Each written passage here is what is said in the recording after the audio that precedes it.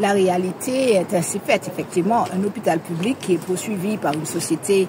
dénommée la JU, que tout le monde connaît, la Sopamar, c'est insupportable pour la Sopamar. Et c'est pour cette raison que dès le départ, dès que nous avons eu l'alerte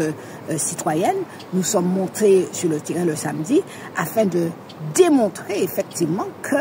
le Conseil général de l'époque était déjà propriétaire des terres que revendique de nouveau la JU. Donc on ne peut pas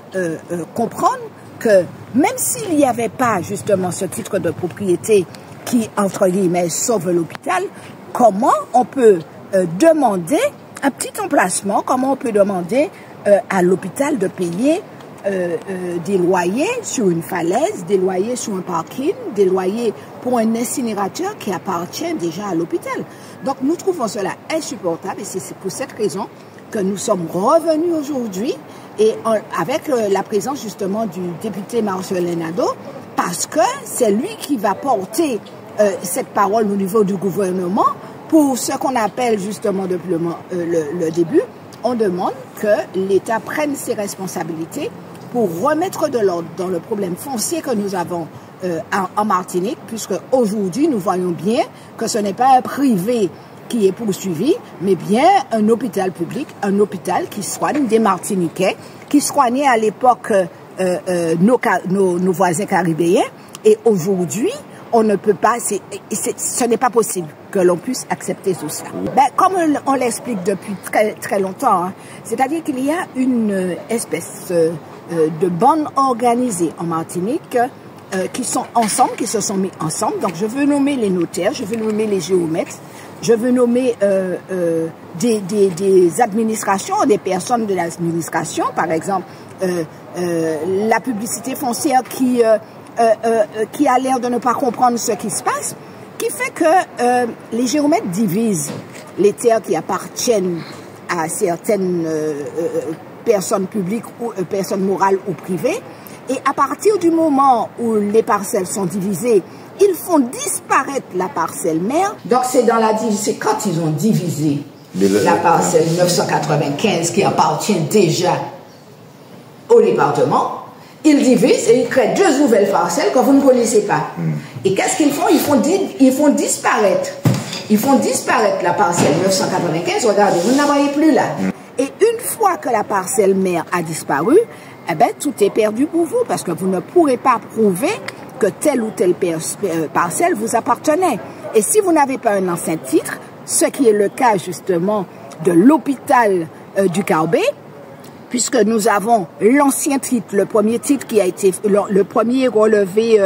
le plan parcellaire plutôt, et avec ce plan parcellaire, nous savons très bien, nous avons pu prouver que effectivement le Conseil général de l'époque avait acheté les parcelles mères, donc en aucun cas la société, la JU, ne peut être propriétaire des terres qui appartenaient déjà. Et justement, j'ai appelé personnellement le géomètre. Je vais lui poser la question à savoir comment il a pu diviser une terre, sachant qu'il a toutes les données pour pouvoir voir que le département était propriétaire des terres. D'abord, il faudrait que les élus nous aident dans ce combat, parce que c'est tous les jours qu'il y a ce même combat-là, que ce soit particulier, que ce soit privé. Et il faudrait que la CTM, justement, puisse revendiquer sa terre, puisque la CTM est propriétaire de ces terres. Donc, nous recommandons fortement au directeur, aux responsables de l'établissement hospitalier de se reporter auprès de la CTM pour que la CTM puisse les aider effectivement dans ce dossier juridique qui ne fait que commencer. Et j'invite justement les responsables politiques, notamment les députés qui sont le porte-parole des citoyens martiniquais, à se préoccuper de ces problématiques foncières une fois de plus, afin de faire porter haut les revendications de la Sopamar sur ces dossiers fonciers. C'est tout un nombre de dossiers qui sont déjà devant l'instance d'anticorps et je ne peux pas en parler plus, mais effectivement ce dossier sera vérifié et je pense faire un signalement au niveau de Tanticorps en tant que référente d'Anticorps de la Martinique. Il était important que nous soyons là aujourd'hui, puisque effectivement, Madame la présidente de la SOPAMA, Rosalie Gachette, nous a interpellé l'ensemble des députés de Martinique. Et tout de suite, comme s'il s'agit quand même de ma circonscription, et puis en plus c'est vrai que j'ai depuis quelque temps, je pense, quand j'étais maire, bon, c'est un établissement que je connais bien, avec une certaine implication, donc ce qui me tient à cœur. Et je trouve pas normal que, franchement, compte tenu des difficultés des structures hospitalières qu'on réclame pour une falaise, un total de 700 000 € à un établissement public. Ça veut dire que ces gens-là ne sont même pas conscients de l'intérêt fondamental qui est la santé des Martiniquaises et des Martiniquais. Et puis, je crois que il fallait aussi démontrer, parce que sur la question du foncier, c'est vrai qu'on est constamment interpellé par la SOPAMA notamment, qu'il y a un problème dans ce pays-là.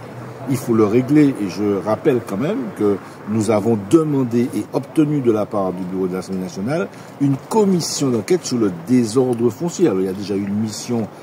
ministérielle demandée par Emmanuel Valls, mais je crois qu'il faut aller à la commission d'enquête parce qu'il faut faire toute la lumière sur cette question-là. Il y en a assez de ces pratiques frauduleuses, inadmissibles, inacceptables. Et c'est pour cette raison que je suis là, avec la SOPAMA, avec la direction de l'établissement public.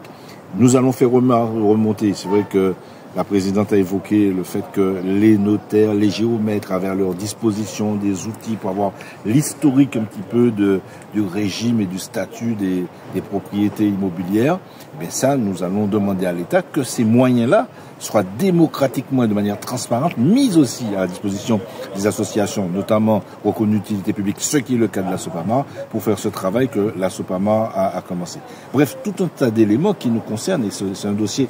que nous n'allons pas lâcher, mais il y a aussi la responsabilité, la nécessité que la CTM, ayant repris les droits en quelque sorte de l'ancien département, de l'ancien conseil général, s'implique dans ce dossier, et je crois avoir obtenu quand même que la CTM rencontre la direction de l'hôpital et la SOPAMA et l'avocate de l'établissement hospitalier, de manière à voir comment justement la CTM peut se saisir de cette affaire pour que la propriété des terrains par le Conseil général de l'EPAC et donc par la CTM soit reconnue, et que dans l'intérêt d'un établissement public hospitalier qui me tient à cœur en tant que député du Nord, en tant qu'ancien maire de la zone Nord-Caraïbe, et bien que l'ensemble de ces parcelles soient transmises en termes de propriété au centre hospitalier du Nord-Caraïbe. C'est ce que je souhaite, et nous allons pouvoir l'obtenir, j'en suis persuadé.